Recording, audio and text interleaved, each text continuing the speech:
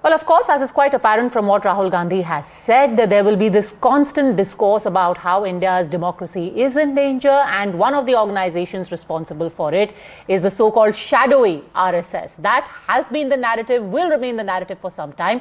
But what really does one make of the Rashtriya Swayamsevak Sangh at a juncture like this, at a point of time like this? Joining us is Dr. David Frawley. Thanks very much, sir, for speaking to us. And straight up, I want to ask you, what is the relevance of the RSS to India in the year 2025 as we are ready to step into the next year? Well, the relevance of the RSS is very central and important because it provides a broad, traditional, but yet futuristic view of Bharat. It is working all over the country at a service and educational level. It is a form of karma yoga, we might say. It is not just simply a political party and certainly not a business. And it is always supporting peace and well-being for all. And of course, it is close to BJP and to Narendra Modi. And we still have the shadow of the Congress Party and its anti-RSS policies. I would say that the Congress Party is what I would call the brand dynasty, whereas BJP and connected with RSS is the brand Bharat. So Bharat is rising. So these old dynastic factors are, of course, upset, but they're not offering anything at all, not a vision of the future, and not an awakening of the inspiration that comes out of this wonderful civilization of India that has been brought out by RSS, BJP, and many other groups that are active today, expanding, growing, and inspired. You know, you have always spoken of, and you just said that the RSS is traditional yet futuristic. A lot of its critics don't look at it that way. They say that it's in fact regressive, it is shadowy, it is suspicious, it is anti-women, it is anti-backward. What do you make of these familiar allegations? They are basically propaganda. You create negative names and allegations about a group. That's one way of kind of calling them into question, but it is not true. They have a very large and significant women's group. They are involved with technology, science, of course, the Vedic sciences as well. And they have international connections and have been open to groups and communication at many different levels. And they have faced a lot of this negative propaganda. It was much worse during the era in which leftists and Marxists controlled the discourse in India. Still, that shadow of it is there. But look at them in their own right as to what they do, how they help, and all their activity. India needs such service organizations. It has had enough of these self-promoting dynastic groups and their coteries and special benefits they give to their friends and families.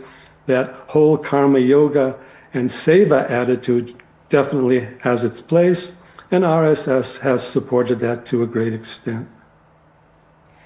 In what manner do you see the RSS as futuristic? Well, very simply, on many levels, RSS is supporting the yoga, the Ayurveda, the global expansion of the Indian civilization, global communication. It's in contact with many educational and spiritual groups. It has a vision not only of the awakening of Bharat in the sense of a great cultural, spiritual, and economic power, but as connected to the rest of the world, and you might say a guiding vision. There's, of course, the idea of India as Vishwa Guru, but the deeper meaning is that India is carrying on the great yogic traditions that inspired the independence movement and that are very helpful for the world as a whole today, because we need the higher consciousness, not just more technology. The technology has its place, but we need to restore our higher aspirations to going beyond simply the outer and having a greater connection with the whole of life, universe, unity with all humanity. Dr. Frawley, you've spoken again and again of the RSS being a force for India's dharmic civilization. How does India and the government and the RSS as well marry the two, being a dharmic civilization and yet projecting itself as a superpower which is on its way to becoming India, the world's third largest economy? Well, dharma always implies a greater understanding of what is going on and a greater vision of the future and a greater vision of the world. It is not a religious dogma. It is subject to adaptation. And India is a civilization. It's not just coming into power as a recently formed nation state with economic or political interests from recent decades. It is reflecting this very ancient but futuristic tradition that looks to a higher consciousness, a universal awareness, and the oneness of all life and the oneness of all living beings. Dr. Frawley, when you look at people in India and you see this constant critique of the very things that you have spoken of right now, a higher being, etc., being projected as things that belong to the last century, even as the rest of the world is adapting it, yoga, meditation. Why do you think that is? Why does this mindset still exist in India? Is it just a case of indoctrination down the years? What explains this? Part of it is just the shadow of the colonial era and the Nehruvian era. In the Nehruvian era, they basically allowed the colonial forces, the leftists, the Marxists to create the idea and the vision of what they thought India was supposed to be and impose it on the rest of the world. And as you can see with Rahul Gandhi, he's already supporting, he has for a long time, supported the enemies of India and been more in their camp seeking how to dismantle India rising and go back to the old Nehruvian era that actually went nowhere. Do you really think that that would be the intention of Rahul Gandhi? Fair. There were very different ideas of India in the Nehruvian era with Pandit Jawaharlal Nehru himself, the Congress Party and the BJP and the RSS. But do you really believe that there is an active attempt to try and sabotage India? Why would anyone do that? Why would Rahul Gandhi do that or want it? Well, it's very simple. They want to restore the dynasty, which had power all over the country, economically, in the media, in the newspapers, and in the different branches of government. It was a borderline dictatorship, and they tried to make it into a dictatorship at a certain point. So losing power was very difficult for them. And there were also various local state rulers that followed these, like Lalu Prasad Yadav, that followed a similar model of control. So naturally, they don't want to lose their power. They'd like to bring it back. They can find certain outside sources and funding for that, because some countries are not going to want India to rise, because it's also a civilizational challenge, not just simply an economic challenge. And it's also a shift of power to different regions of the world and new alliances going on. So of course, it's a new turning, and there will be a lot of considerations, but at the same time, obviously, India is rising, and India can arise as Bharat. It cannot arise as an old socialist dynasty. Speaking of churn, in the recent past, I think in just the last few months, the Prime Minister has spoken at length and in glowing terms about the RSS again and again. In fact, just yesterday, he said that there has been an attempt to try and keep the RSS away from the mainstream, and this was done almost like a project. Do you think that now there is a more concerted effort to try and get the RSS to connect more with the people? So far, it has been seen as an organization that pretty much keeps to itself, but now that barrier is being broken. And is it possible to do that? Well, RSS has long been connected to the people and to the masses and to various groups, organizations, education, etc.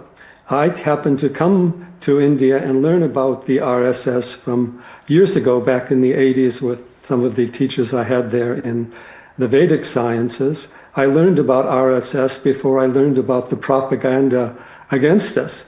Very gentle, very considerate, very articulate people, and very broad-based interest.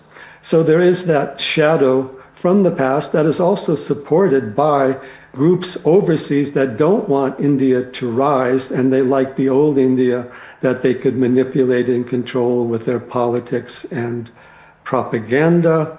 So yes, now you see the media has changed somewhat in India.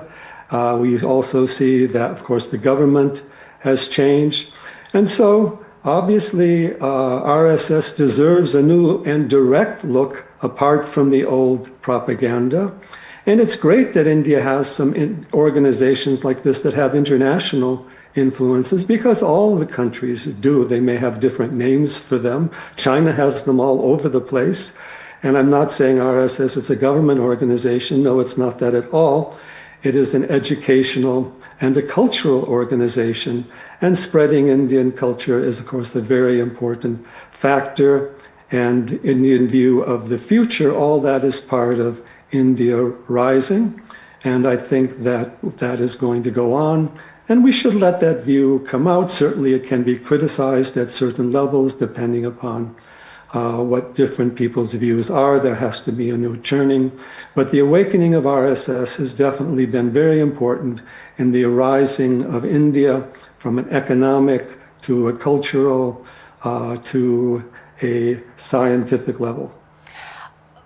You said that you first got to know about the RSS in the 80s. From then to now, have you seen the gaze of the West about the RSS change? Is there any perceptible change in the way the RSS is seen in the West? Well, first of all, there's a very definite way that India has changed in the perceptual view of the West. And RSS is seen as something part of the Indian tradition and as representing Indian traditions. Yes, it has changed, and there are many groups throughout the world, whether in yoga, Ayurveda, science, technology, where RSS is known and where there is communication between the different groups that are seeking to raise India. So it has definitely changed. There is still the shadow and some leftist controlled publications, and of course, anti-India influences, which of course are there. None of the other countries don't want India to rise and not rise so quickly because they've had their own vested interest and power. But Narendra Modi has been such a brilliant diplomat. He has made so many friends, brought India's connection to so many countries, whether Europe, South America, Africa, and of course RSS is part of that vision, and it's great to see this new appreciation of India rising. No, because you mentioned South America. It is in South America that Rahul Gandhi has again spoken of the RSS and the BJP as being one and having a toxic ideology. If there was one change specifically you've seen in the way that the Sangh has been perceived in the past and now in all of these Western countries, what would that be? Well, it's because the Sangh represents this broader view of Indian culture, civilization, Vedic sciences, and also communication. And this, you see, the world is looking for a greater vision than just all the old materialism and politics. And so a certain group of India they can work with and communicate with. And it's interesting to note that Rahul Gandhi says that everywhere he goes. In fact, he's not a representative for India when he travels. He's a representative against India. And remember, the only call to power he has is he belongs to a dynasty. He hasn't done anything else. He doesn't say anything, have a positive vision of India. He wants to go to the past. So we don't need to be surprised about that. Some people will join that. But at the same time, India is rising, and along with that, RSS is part of that and has been instrumental in it, not necessarily way out in the front making a lot of noise, but in communicating and connecting with people all over the world. Dr. Frawley, in its 100th year, do you also, if you were to view critically the journey of the RSS, do you think the organization also has had to reinvent itself? The fact that we had the Sar Sanchalak a few years ago distanced the organization from a bunch of thoughts, for example, when he said that there are certain books which are relevant only in the period they exist in. Now, just a few months ago, when he spoke in Delhi, he said that maybe in place of Manu Smriti, we need other kinds of Smriti which speak about the entire Hindu civilization, the entire Indian civilization. Has it reinvented itself, and has that worked? Or it's still a project which is in the works? Well, first of all, Manu Smriti is a book of several thousand years ago. It's not really imposed or made dominant in any Hindu groups. In the independence movement, we had all these great gurus, whether from Aurobindo. Look at what Aurobindo says. Aurobindo was never in favor of what Congress had done. He also wanted to raise India's civilizations, teachings, economy, military, and so forth. So RSS is part of that broader stream of thought that was behind the Indian independence movement. And it's also looking to an expansion of communication in the future. And any diplomat knows that if you represent a country, even if you are in the opposition, you do not travel and support the opposition. Can you name another political leader in the world who is doing that and who has been doing that? And you can see every country has an opposition as well. So let's put things into perspective, and let's be happy that India is rising. Look at how much better it's done under Narendra Modi than it did under the dynasty. And that certainly involves connecting to a futuristic vision, connecting to the technology, developing the economy. Look what it's done for your infrastructure. Definitely, no one wants to go back to the way it was, except the people who had power then and were ruining the country along the way. Well, the beauty of India's democracy is that both of these thoughts still are allowed to be expressed and they can coexist. Dr. David Frawley, thanks very much as always for speaking to us here on NDTV 24/7. Well, for decades now, there has been one version about the RSS that has been propagated, that has been perpetuated for whatever reasons, whether they are cultural or otherwise. The good thing now, though, is that there is a counter-narrative that also exists, whether this has been done organically or it has been done consciously by the Sangh, by the BJP. It's happening. The best thing, as always, is to listen to all sides and eventually make up your own mind.